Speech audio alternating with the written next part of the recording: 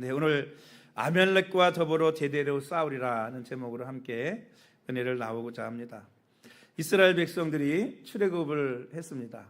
하나님의 10가지 기적과 홍해 바다가 갈라지는 그런 역사를 통해서 아주 승승장구, 그리고 이 광야로 들어서게 되었는데, 광야의 길을 가다 보니까 어때요? 광야라는 곳이 메마르고 건조하고 물도 없고 먹을 것도 없고, 그러다 보니까 가져온 물이 다 떨어지게 된 거예요.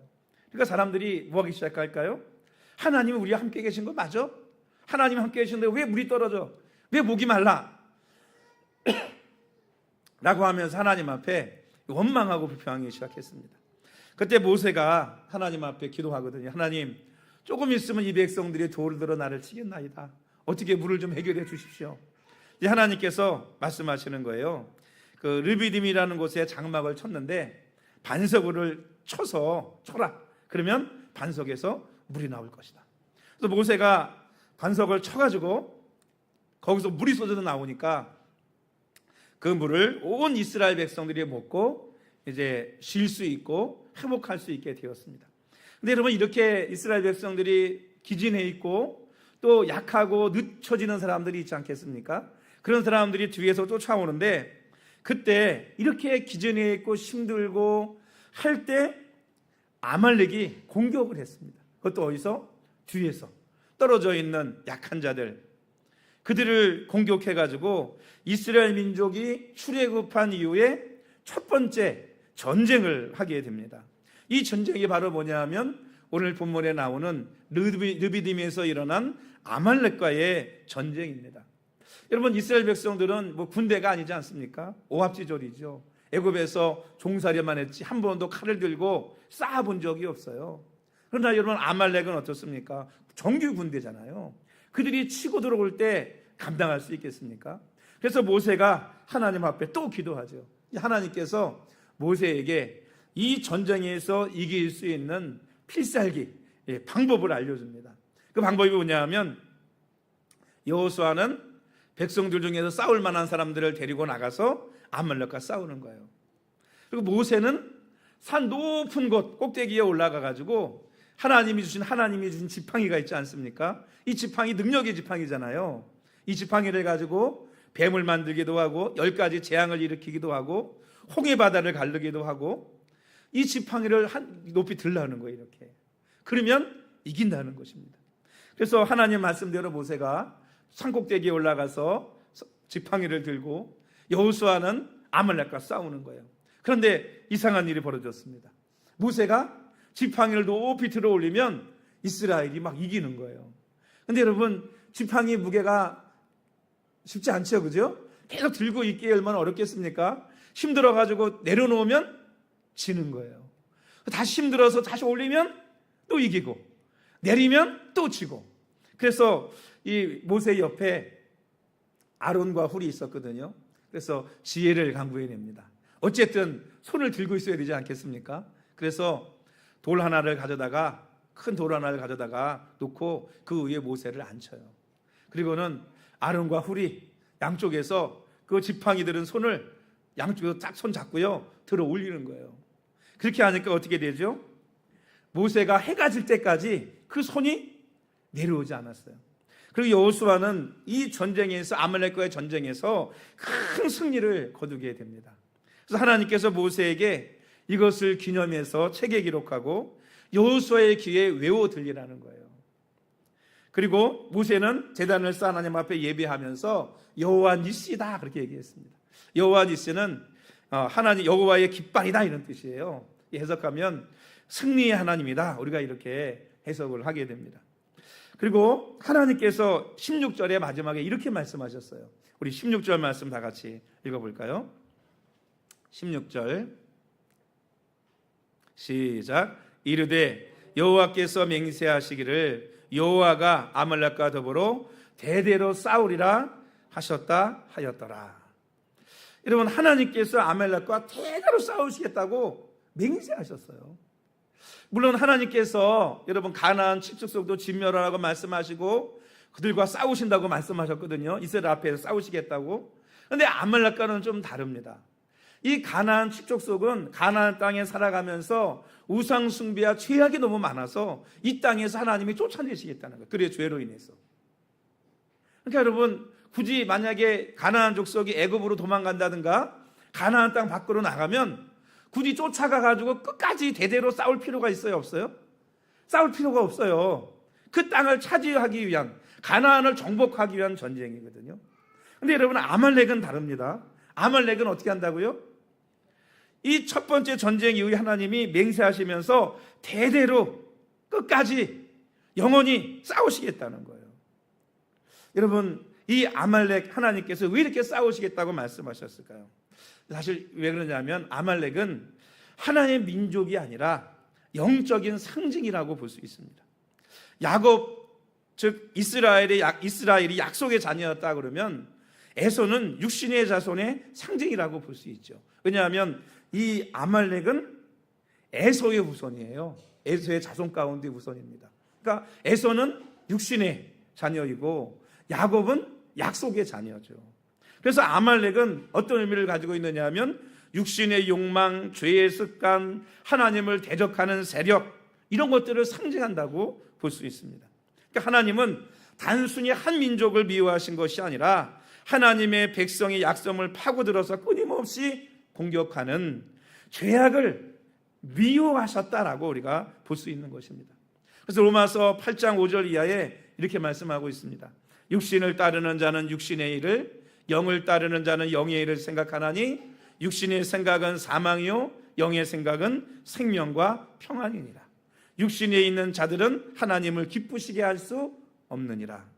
갈라디아서 5장 17절에는요 육체의 소욕은 성령을 거스리고 성령은 육체를 거스리나니 이 둘이 서로 대적함으로 너희가 원하는 것을 하지 못하게 하려 함이니라. 이렇게 말씀하고 있어요.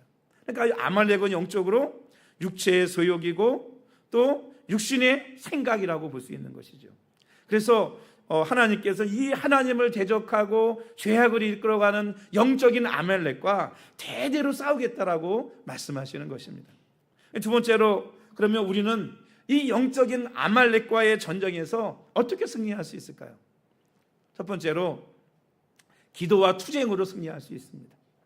여러분, 첫 번째 아말렉과의 전투가 오늘 본문에 나오는 출애굽 초기에 있었던 전쟁입니다.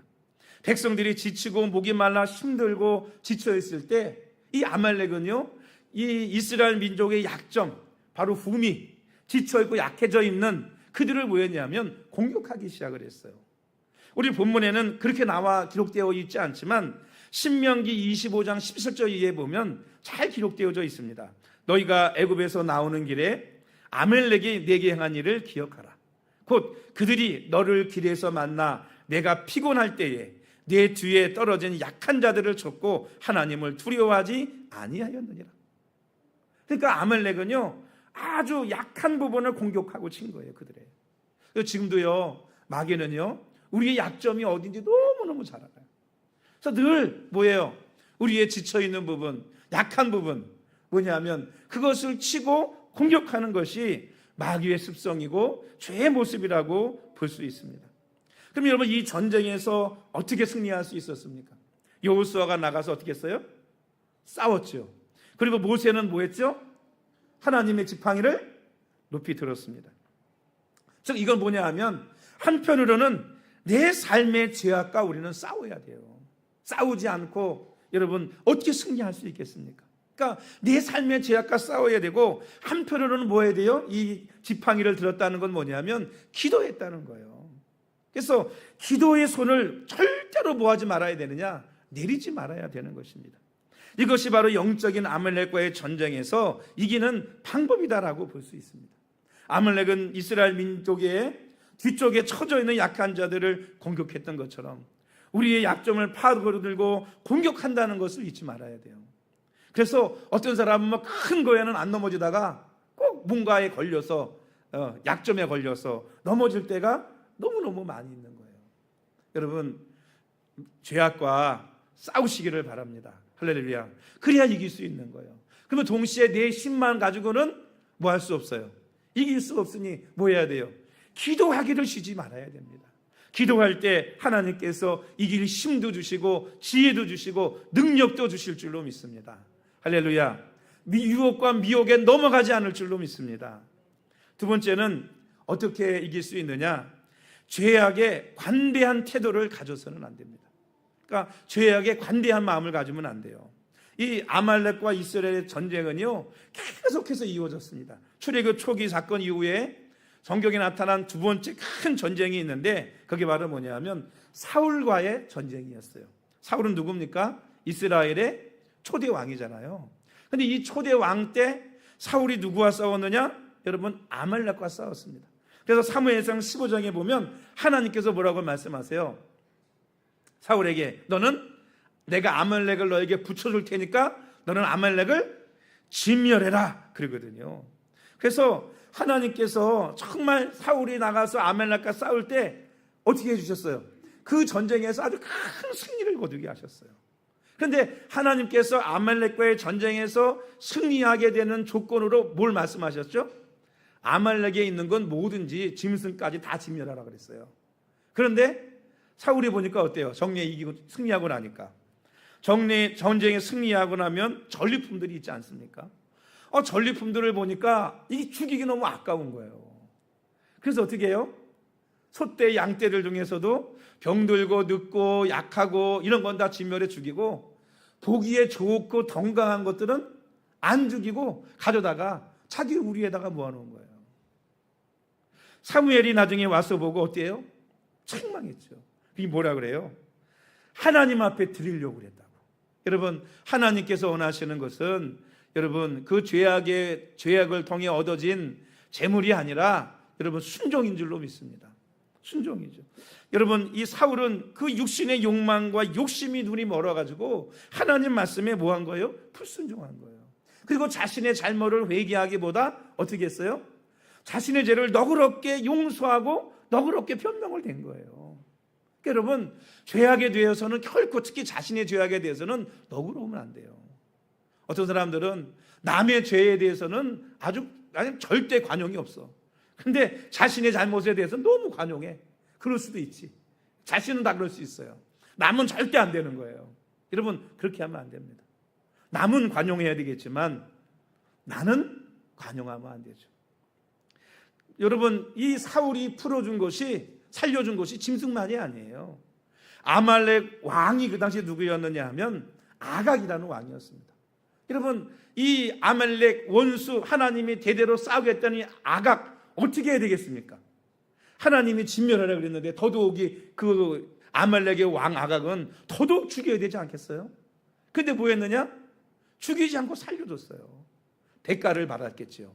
그리고 살려줬습니다. 여러분, 이 사건 때문에 결국 어떻게 됐어요? 사울이 하나님 앞에 버림받게 된 것입니다.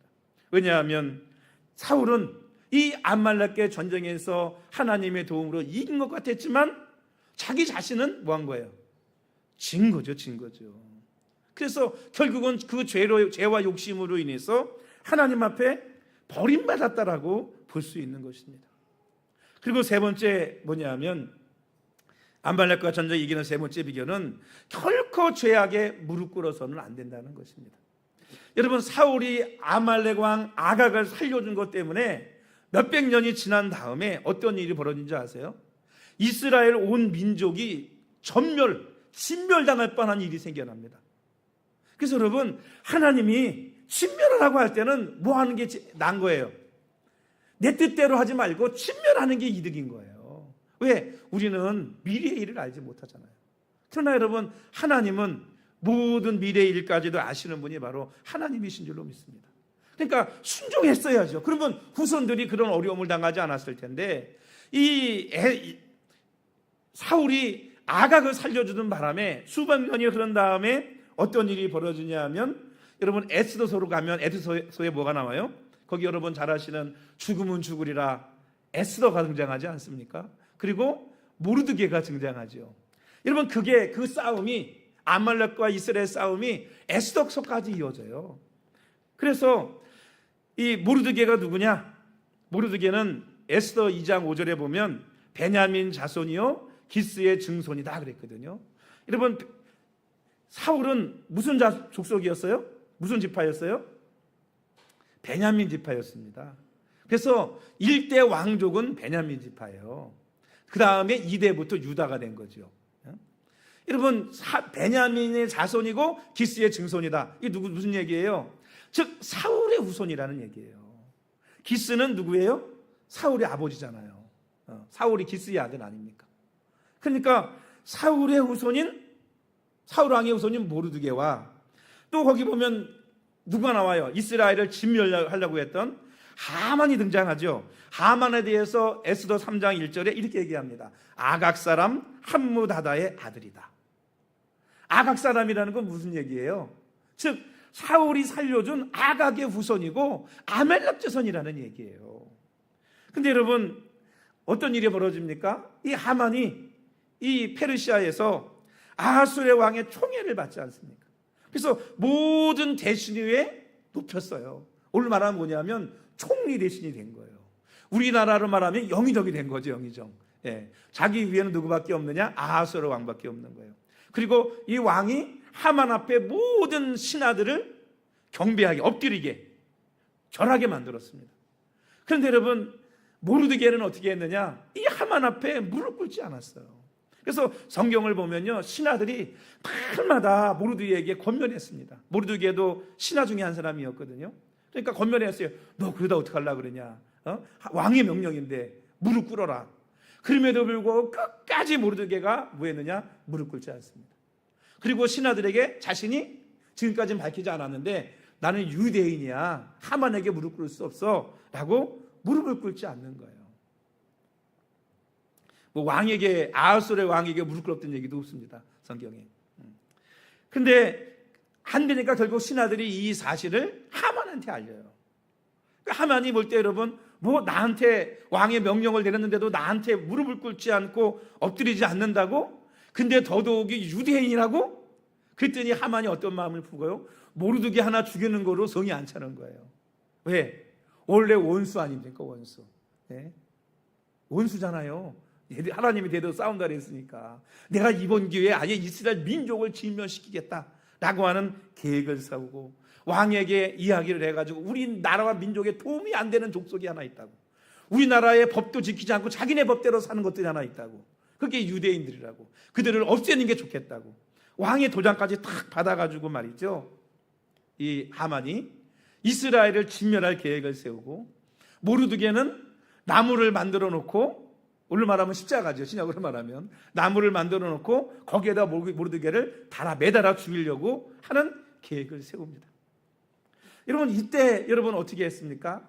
모르드게가 에스더를 찾아가가지고, 하나님이 예비하심이죠, 에스더가 왕비가 되잖아요. 마스데가 패해지고, 그래서 너 죽으면 죽으리라 그래가지고 기도하고, 온 민족은 기도하고, 에스더도 금식하고 왕 앞에 나아가서 왕의 총애를 받게 되는 거예요. 왜냐하면 왕이 부르기 전에 왕비라고 할지라도 먼저 나가서 왕이 받아들이지 않으면 폐위될 수도 있고 죽일 수도 있어요.